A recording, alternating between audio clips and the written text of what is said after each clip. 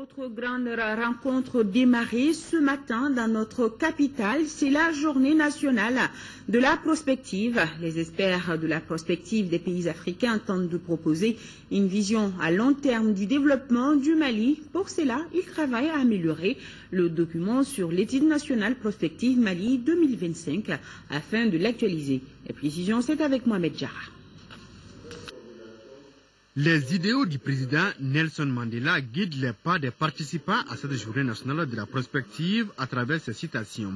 Une vision qui ne s'accompagne pas d'action n'est qu'un rêve. Une action qui ne découle pas d'une vision, c'est du temps perdu. Une vision suivie d'action peut changer le monde. Fin de citation.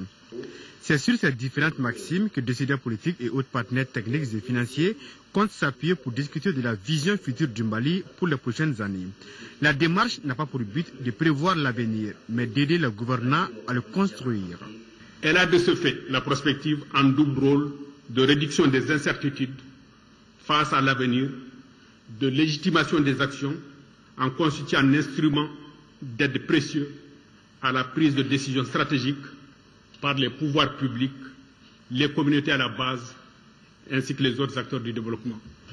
Pourtant, au Mali, on n'était pas très loin du compte. Une étude nationale prospective Mali 2025 avait été réalisée. La mise en œuvre du document était censée éviter à notre pays de tomber dans le chaos qu'il a connu récemment. Malheureusement, les recommandations de cette étude sont restées lettres mortes. Nous nous réjouissons d'avance de l'opportunité que nous aurons de bénéficier de leur grande expérience et de leur regard rétrospectif sur l'usage qui a été fait des recommandations de l'étude nationale Mali 2025, notamment en termes d'opérationnalisation de la vision, d'anticipation, de veille prospective, d'orientation et de planification et d'aide à la décision, y compris dans les domaines sectoriels. Pour le chef de gouvernement, il s'agit donc de construire collectivement une vision stratégique.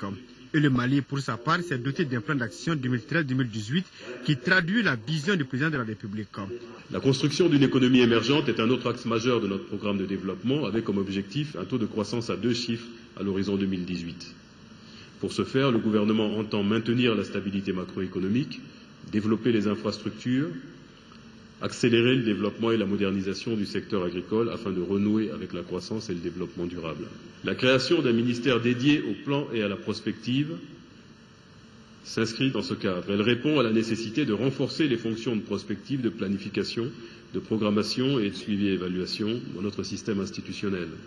La crise survenue en janvier 2012 montre que nous nous devons de prendre en compte les scénarios du futur dans toutes les activités de gestion du développement, aussi bien au niveau de l'État et des collectivités décentralisées qu'à ceux des grandes entreprises du secteur public, du secteur privé, de la société civile. Les experts et autres invités auront des connaissances approfondies sur des thèmes comme, par exemple, la prospective, défis et enjeux de l'anticipation dans un contexte de mondialisation. Au cours de la journée, le Mali bénéficiera de l'expérience des pays amis et voisins qui ont connu des crises similaires à la nôtre.